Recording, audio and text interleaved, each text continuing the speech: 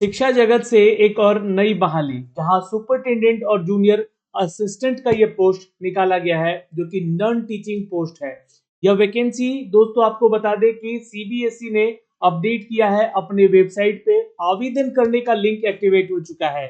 आज हम इस वीडियो के माध्यम से जानेंगे कि इस पोस्ट के लिए एलिजिबिलिटी क्या है, एज लिमिटेशन क्या है, सिलेक्शन प्रोसीजर क्या है, और सबसे इंपॉर्टेंट कि सैलरी क्या होती है, क्योंकि मोटिवेशन तो वहीं से आता है।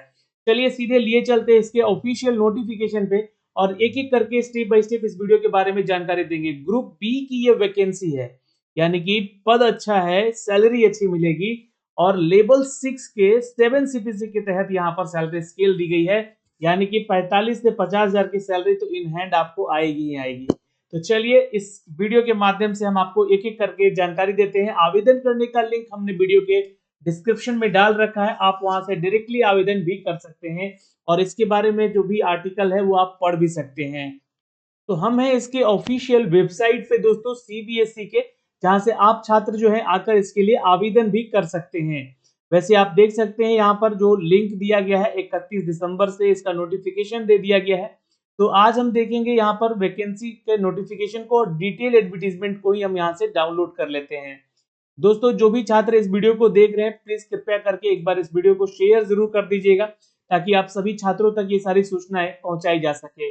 अगर हम बात करें दोस्तों, यहाँ पर दो तरह की वैकेंसी निकाली गई है और यह वैकेंसी जो है आपको सबसे पहले तो अगर मैं अपडेट करना चाहूँ तो सुपरिटेंडेंट का ये पोस्ट है, जहां पर लगभग आपका एज लिमिटेशन जो मांगा गया है वहां पर 30 साल मांगा गया है और जूनियर असिस्टेंट का जो पोस्ट है ये लेवल 2 का, तो ग्रुप सी का ये वैकेंसी है। तो दो तरह की वैकेंसी है, 27 पद यहाँ पे निकाले गए हैं जूनियर असिस्टेंट के लिए और कैटेगरी वाइज आप सीटों की संख्या भी यहाँ पर चेक कर सकते हैं। वैसे ओवरऑल अगर हम बात कर ले तो 142 सुपरिटेंडेंट का और 70 यहाँ पर जो है जूनियर असिस्टेंट का पोस्ट ओवरऑल निकाला गया है। 212 पदों की टोटल यह वैकेंसी है। आइए दोस्तों हम बात करते हैं यहाँ पर कि और भी जो एलिजिबिलिटी क्राइटेरिया है उनके ऊपर जो फोकस करते हैं हम लोग। तो देखिए आवेदन करने का जो अवसर है आप लोगों को मिलेगा 2 जनवरी से लेकर 31 जनवरी तक। तो आज देखिए 4 तारीख हो गया है, तो फॉर्म भरने का जो लिंक है वो भी एक्टिवेट कर दिया गया है। उसका लिंक हमने डिस्क्रिप्शन में दे रखा है, आप डायरेक्टली जाके वहां से आवेदन भी कर सकते हैं। 31 जनवरी 2025 से पहले आपका सारा एलिजिबिलिटी क्राइटेरिया फुलफिल होना चाहिए। पहली चीज, सर्टिफिकेट की बात करें तो 2 जनवरी 2025 से पहले आप सभी सर्टिफिकेट में पास आउट होने चाहिए। जो भी यहाँ पे मांगे जाएंगे उसके बारे में हम जानकारी दे रहे हैं। क्योंकि क्या है कि ये जो नोटिफिकेशन अपडेट किया गया है, इस नोटिफिकेशन में एक जानकारी दी गई है रिजर्वेशन को लेकर। ऑल इंडिया वैकेंसी है, ये आपको पता होना चाहिए। लेकिन जो भी छात्र यहाँ पर अपना सर्टिफिकेट बनवाएंगे, चाहे वो एससी हैं, एसटी हैं या ओबीसी एनसीएल हैं, तो ये ध्यान में रखेंगे कि गवर्नमेंट ऑफ इंडिया के रूल के अनुसार ही इस नोटिफिकेशन में एक परफॉर्मा दिया गया है, उसके अनुसार ही आप अपना सर्टिफिकेट बनवाएंगे और ये 31 जनवरी 2000 पहले से आपका बना हुआ होना चाहिए सारा सर्टिफिकेट जो भी आप आरक्षण से संबंधित लगाएंगे। रही बात उम्र में सीमा की छूट को लेकर, तो उन सभी अभ्यर्थियों को मिलेगा जो कि एससी एसटी कैटेगरी से आते हैं या एनसीएल कैटेगरी से आते हैं, तो 5 साल और 3 साल का। और जो पीएच कैटेगरी से आते हैं अनरिजर्व में है तो 10 साल और ओबीसी में है तो 13 साल और एससी एसटी में है तो 15 साल का उनको एज में छूट मिलेगा। अब जो एक सर्विसमैन में है छात्र यहाँ पर ग्रुप बी और ग्रुप सी के वैकेंसी के लिए आवेदन कर रहे हैं, तो आपके लिए भी यहाँ पर जो है एज में छूट दिया गया है, आप यहाँ से चेक कर सकते हैं। लेकिन आपको उसके लिए आपका जो है पीपीओ नंबर जो कि आपको बताना होगा। फिर हम बात करें वुमेन कैटेगरी के छात्राओं के लिए, तो यहाँ पर 10 साल का छूट यहाँ पे सभी कैटेगरीज में दिया गया है। और अगर डिपार्टमेंटल अगर आप छात्र हैं तो यहाँ पर जो है किसी तरह का आपका छूट नहीं दिया गया है, ये ध्यान रखिएगा। एज में छूट को लेकर यहाँ पर जो है किसी तरह का बाउंडेशन नहीं है। चलिए ठीक है, तो मैक्सिमम एज का जो कैलकुलेशन होगा आपका 31 जनवरी को ही बेस माना गया है। इससे पहले जो है आपका 10th में सर्टिफिकेट जो है और वहां पे जो आपका एज बर्थ होगा यानी कि डेट ऑफ बर्थ होगा उसी से कैलकुलेट किया जाएगा। तो मैक्सिमम एज आपका हो गया यहाँ पर 30 साल जो कि सुपरिटेंडेंट के लिए है और आप कैटेगरीज में है तो आप अपना एज कैलकुलेट कर लीजिएगा। और 27 साल हो गया यहाँ पर जो कि एज है आपका जूनियर असिस्टेंट के इस पोस्ट के लिए। आइए दोस्तों अब हम बात कर लेते हैं यहाँ पे कि इस वैकेंसी के लिए जो आपका सुपरिटेंडेंट का पोस्ट है ग्रुप बी का वैकेंसी है, तो एसेंशियल क्वालिफिकेशन क्या होगा आपका। तो बैचलर डिग्री मांगा गया है, और ये भी ध्यान रखिएगा कि आपका वर्किंग नॉलेज ऑफ कंप्यूटर होना चाहिए, यानी कि कंप्यूटर पे काम करते आना चाहिए। Computer application such as Windows, MS office, handling और लार्ज डेटाबेस इंटरनेट, ये सब कुछ आपको हैंडल करते हुए आना चाहिए, कंप्यूटर का नॉलेज अगर आप रखते हैं तो। एज की छूट यहाँ पर जो है 30 साल है। आपको बता दें कि 30 साल तक के छात्र आवेदन करेंगे। बाकी कैटेगरी वाइज अपना चेक कर सकते हैं कि किस कैटेगरी में इनको वहां पे मिला है। मेथड ऑफ रिक्रूटमेंट यानी कि सिलेक्शन प्रोसीजर बताया गया है। तो देखिए यहाँ पे 2 फेज में आपका परीक्षा होगा। पहला फेज होगा आपका MCQ बेस्ड एग्जाम होगा, जो कि प्रिलिमिनरी टेस्ट होगा, यानी कि PT एग्जाम होगा। और दूसरा फेज आपका ऑब्जेक्टिव टाइप ही होगा, बट वो OMR बेस्ड होगा, ये ध्यान रखिएगा। और उसमें डिस्क्रिप्टिव पेपर भी डाला गया है, रिटन एग्जाम जैसा। ठीक है, तो आप वहां पे रिटन में एग्जाम में जो है आप देखेंगे कि आपको लिखने को कुछ क्वेश्चन आंसर दिए गए हैं। टाइपिंग स्पीड जो होना चाहिए आपका कंप्यूटर पे, चूंकि क्या है कि कंप्यूटर का नॉलेज भी मांगा गया है, तो 35 वर्ड पर मिनट है इन इंग्लिश में, और 30 वर्ड पर मिनट इन हिंदी में। यहाँ पे कुछ आपको क्राइटेरिया दिए गए हैं, जिसमें कि आपको इस डिप्रेशन में जो है आपको आकर जो है टाइपिंग करना है, और 5 की डिप्रेशन जो है यहाँ पर छूट भी मिलेगा अगर आप त्रुटि कुछ करते हैं तो। ठीक है, तो ये कंप्यूटर के छात्र जो भी हैं, यहाँ पर टाइपिंग का स्पीड है इतना, तो आवेदन कीजिएगा। दूसरा, अगर मैं पोस्ट की बात करूं, जूनियर असिस्टेंट का ये पोस्ट है, लेकिन ये पोस्ट आपके ग्रुप C का है। यहाँ पे एसेंशियल क्वालिफिकेशन सिर्फ मांगा गया है 12th, ये ध्यान रखिएगा। और साथ ही साथ आपका कंप्यूटर में टाइपिंग स्पीड होना चाहिए 35 वर्ड पर मिनट इंग्लिश में और 30 वर्ड पर मिनट हिंदी में। यहाँ भी आपको करस्पॉन्डेंस ये जांच होगी इस पे 10,500 kdph पे, और ये 9,000 kdph जो है आपका यहाँ पर एवरेज चेक माना जाएगा। 5 की डिप्रेशन जो है आपको यहाँ पर छूट मिल सकता है त्रुटियों में। लेकिन यहाँ पर एज लिमिटेशन की बात करें तो कम से कम 18 से 27 साल ही आपका एज होना चाहिए। बाकी एज कैलकुलेशन कर सकते हैं जिस कैटेगरी से बिलोंग करते हैं। सिलेक्शन प्रोसीजर की बात कर ले तो MCQ बेस्ड आपका एग्जाम होगा, यानी कि सिर्फ एक ही एग्जाम होगा, और आपका टाइपिंग स्किल चेक किया जाएगा, टाइपिंग का स्पीड जांचा जाएगा। तो इसमें आपको यहाँ से पास होना होगा। ये क्वालिफाई नेचर का है दोनों में ही, लेकिन ये एग्जाम जो है यहाँ पे आपका कट ऑफ निर्धारित करेगा। एग्जामिनेशन की फी की बात कर ले तो जो भी छात्र यहाँ पर UR कैटेगरी में है, OBC में है या फिर EWS में है, तो आपसे 800 रुपये फीस लग रहा है हर एक पोस्ट के लिए। सुपरिटेंडेंट के लिए करेंगे तो 800, और दोनों पोस्ट के लिए यानी कि जो करेंगे जूनियर असिस्टेंट के लिए करेंगे तो भी 800 रुपये आपसे चार्ज किए जाएंगे। यानी कि मान के चलिए 1600 रुपये आपसे चार्ज लगेगा, प्लस GST चार्ज आपका अलग लगेगा फॉर्म भरते समय, है ना। तो ये ध्यान में रखना है।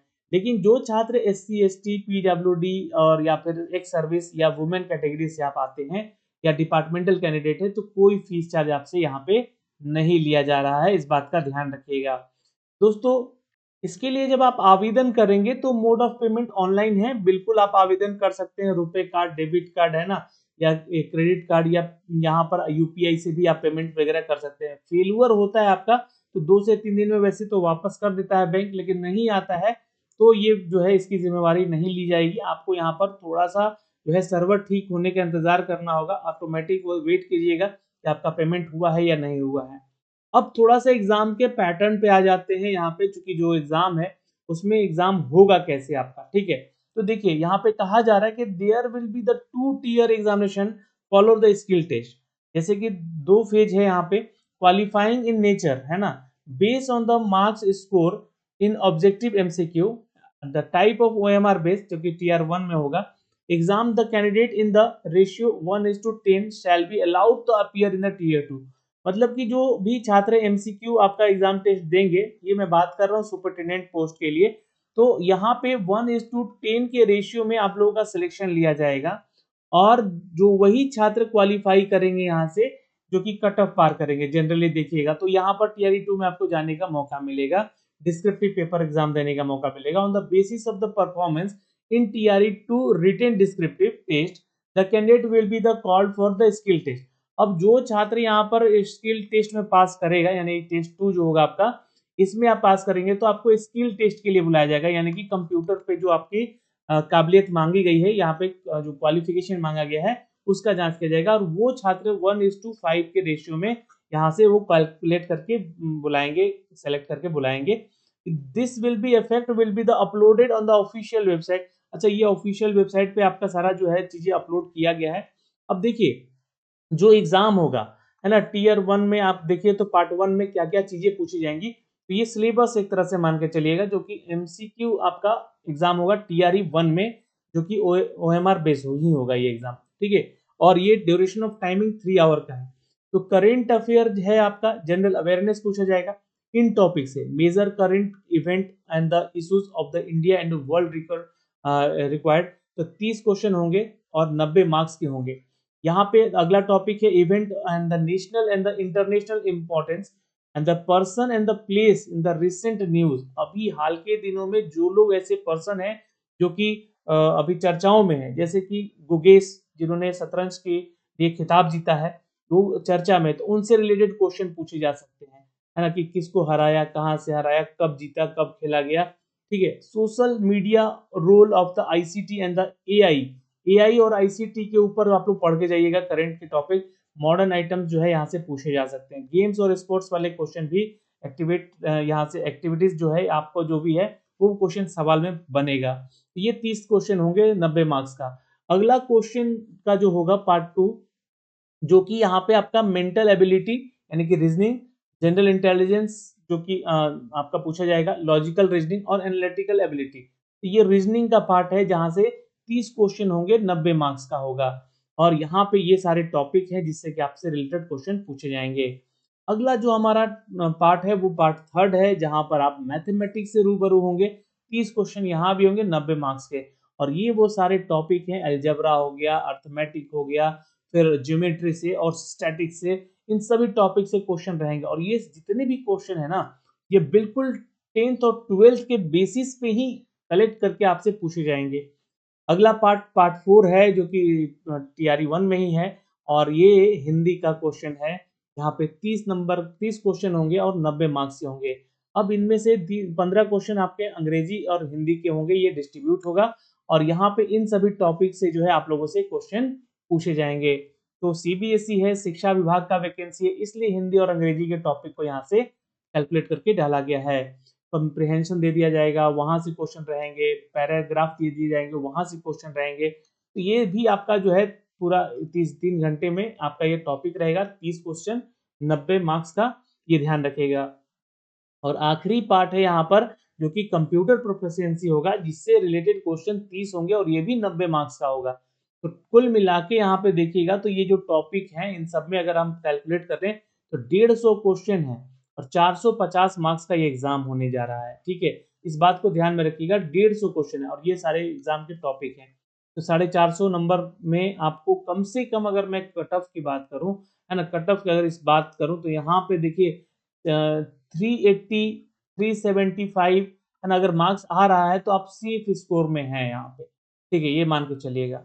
फिर टीआरई 1 में जो आप सेलेक्ट होते हैं यहाँ पे, तो आप टीआरई 2 के लिए जाते हैं, और टीआरई 2 भी सेम डेज में ही होगा, ये ध्यान रखिएगा।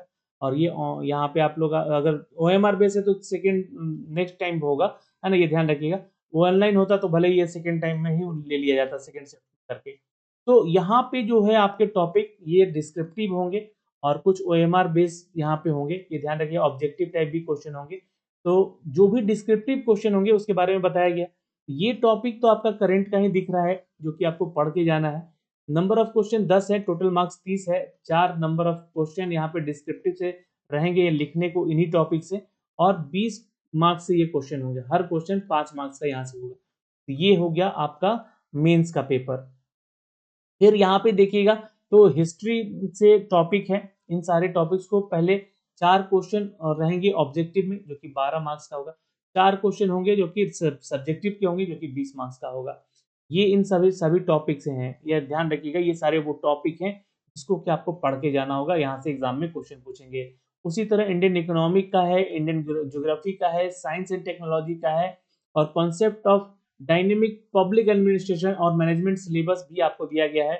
कॉन्स्टिट्यूशन इंडियन पॉलिटी के बारे में पूछा जाएगा सवाल यहाँ से, सेम एग्जाम पैटर्न पे। और इंग्लिश लैंग्वेज कॉम्प्रिहेंशन भी आपसे होंगे।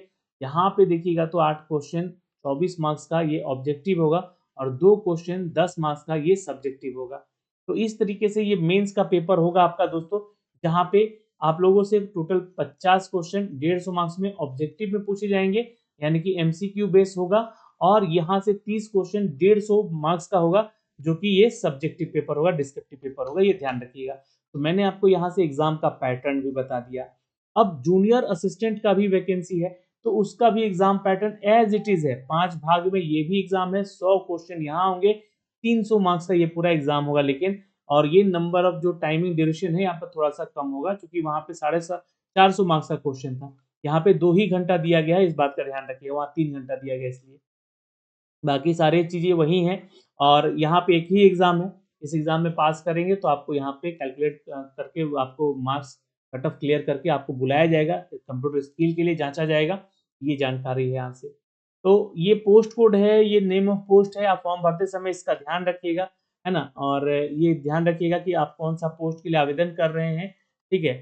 और यहाँ पे जो है इसके लिए जो है जो लेवल होगा वो सेकेंडरी एमसीक्यूज के लिए होगा, और ग्रेजुएशन लेवल का होगा टीआरई 2 में।